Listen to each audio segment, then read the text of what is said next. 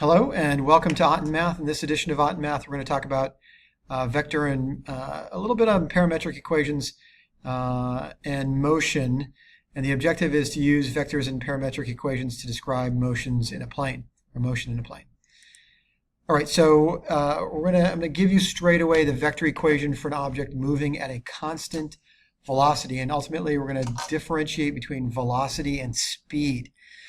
So keep that in the back of your mind, and then we'll go through this equation. We'll do a couple of examples, and then we'll be good to go. So xy would be the ending point.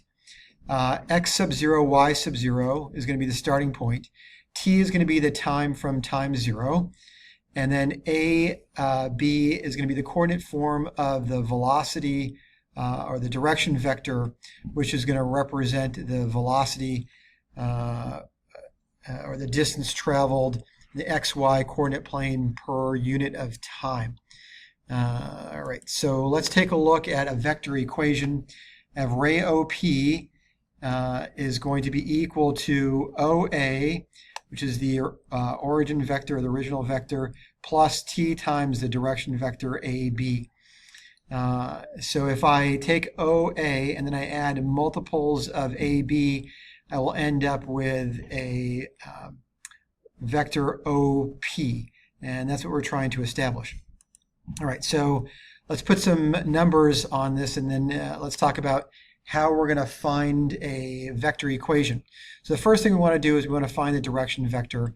We're given 2 points, 1A and 1B. So I know that point A is -3, 4, and point B is 5, 5.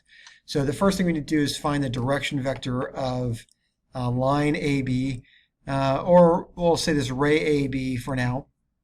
And we're going to do that by subtracting -3 from 5 and 4 from 5 to find out in coordinate form what AB represents.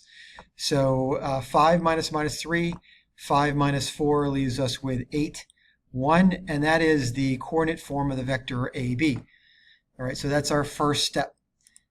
Second step is we want to find OA in coordinate form, which is the vector for OA, but also the starting point for AB. So let me just put this right here. So vector OA in coordinate form ends up being -3, 4, and we were given that to start with. It was pretty straightforward because the endpoint of the ray of the vector was at 0, 0. So the coordinate just gave us the vector in coordinate form, -3, 4. All right, so lastly, we want to apply our equation. So x, y are going to be the variables. The ending point is equal to OA plus t some time times the direction vector, which we figured out to be 8, 1. And then we can substitute the value that we derived from step 2. xy is equal to -3, 4 plus t times 8, 1. And this models a path at time t. So this is our vector equation here with the proper numeric value. So xy ending point is equal to the starting point, -3, 4, plus t times 8, 1, our direction vector. All right, so let's revisit the vector equation. Xy ending point is equal to the starting point plus some time from 0 times a constant velocity.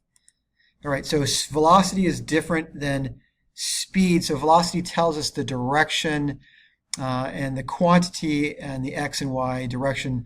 Speed tells us the magnitude of the vector or the length of the vector. It does not have anything to do with the direction.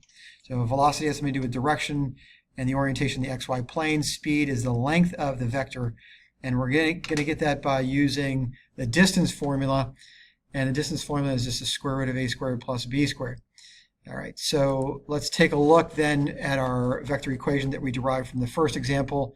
And we're going back to the vector equation, -3, 4 plus t times 8, 1.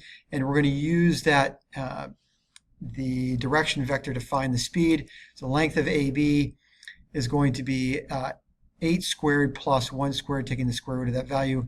64 plus 1 is 65. The square root of 65 ends up being the speed of the direction vector, and that's what we're looking at or trying to derive. So magnitude of OA is the same thing as the speed. Magnitude of OA is the length of OA. The length of OA is root 65. All right, so velocity is equal to A, or xy, and the speed is equal to what we call the absolute value of A, or in the absolute value brackets, magnitude or length of the vector A. Okay, so let's take a couple more examples. First, an object with constant velocity starts at point 5,3 at time t is equal to 0. At time t is equal to 3, the object is at b negative 4,15. So we're trying to create a vector equation. So we're going to graph the situation. We've graphed the situation. I've identified point A, 5,3, and point B, negative 4,15. And then we're going to find the velocity of the object. We know it takes 3 seconds to cover the distance from 5,3 to negative 4,15. So I'm going to take the entire, let's say, distance traveled in the xy plane in both x and y coordinates.